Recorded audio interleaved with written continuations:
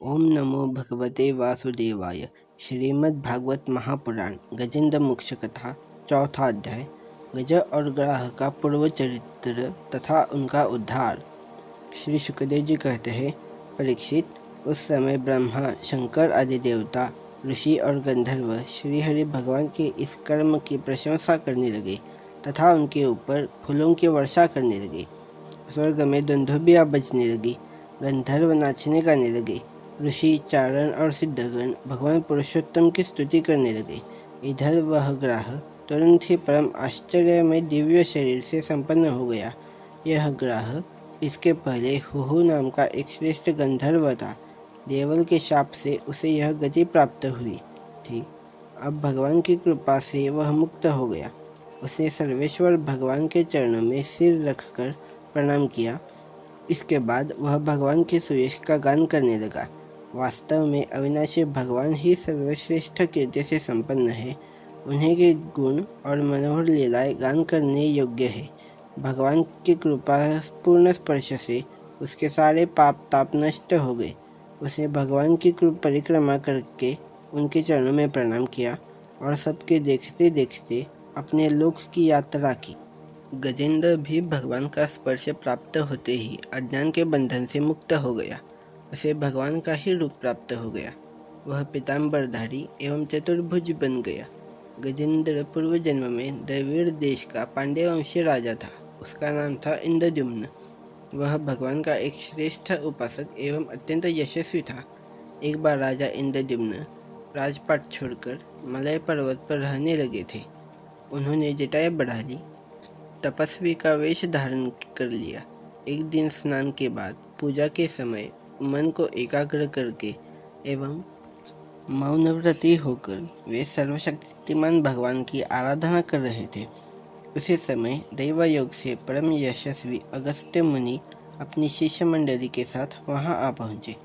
उन्होंने देखा कि यह प्रजापालन और गृहस्थोचित अतिथि सेवा आदि धर्म का परित्याग करके तपस्वियों की तरह एकांत में चुपचाप बैठकर उपासना कर रहा है। इसलिए वे राजा इंद्रद्युम्न पर क्रुद्ध हो गए। उन्होंने राजा को यह शाप दिया, इस राजा ने गुरुजनों से शिक्षा नहीं ग्रहण की है, अभिमानवश परोपकार से निवृत्त होकर मनमानी कर रहा है।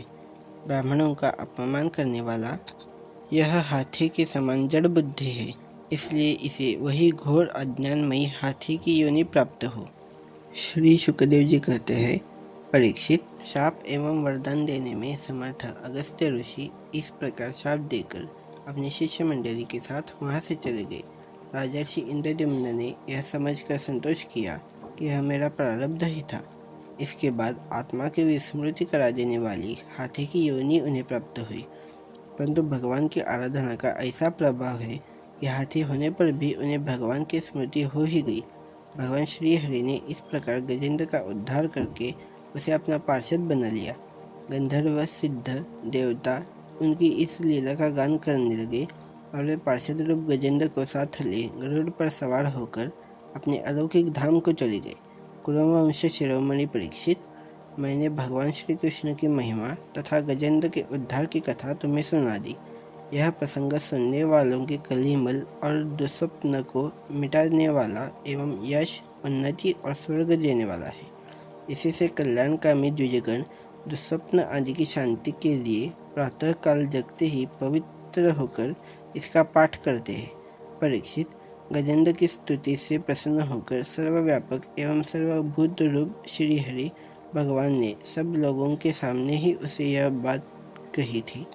श्री भगवान ने कहा, जो लोग रात के पिछले पहर में उठकर इंद्रिय निग्रह पूर्वक एकाग्र चित्त से मेरा, तेरा तथा इस सरोवर, पर्वत एवं कंदरा, वन, बेत, कीचक और बांस की झुरमुट, यहाँ के दिव्य वृक्ष तथा पर्वत शिखर, मेरे ब्रह्मा जी और शिव जी के निवास स्थान, मेरे प्यारे धाम, क्षीर सागर, प्रकाशमय श्वेत द्वीप, श्रीवत्स, कौस्तुभमणि, वनमाला, मेरी कौमोद की गदा, सुदर्शन चक्र, पांचजन्य शंख, पक्षीराज गरुड़, मेरे सूक्ष्म कला स्वरूप शेष जी, मेरे आश्रय में रहने वाली लक्ष्मी देवी, ब्रह्मा जी, देवर्षि नारद, शंकर जी तथा भक्तराज प्रहलाद, मत्स्य, कच्छप, वराह आदि अवतारों में किए हुए मेरे अनंत पुण्यमय चरित्र, सूर्य, चंद्रमा, अग्नि, ओमकार, सत्य,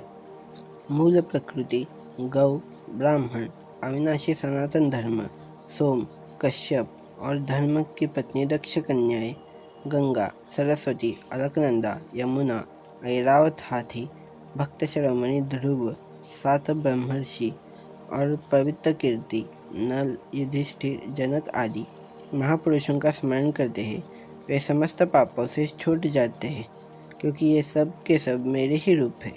प्यारे गजेंद्र, जो लोग ब्राह्म मुहूर्त में जग कर तुम्हारी की हुई स्तुति से मेरा स्तवन करेंगे, मृत्यु के समय उन्हें मैं निर्मल बुद्धि का दान करूंगा। श्री सुखदेव जी कहते हैं, परीक्षित, भगवान श्री कृष्ण ने ऐसा कहकर देवताओं को आनंदित करते हुए अपना श्रेष्ठ शंख बजाया और गरुड़ पर सवार हो गए।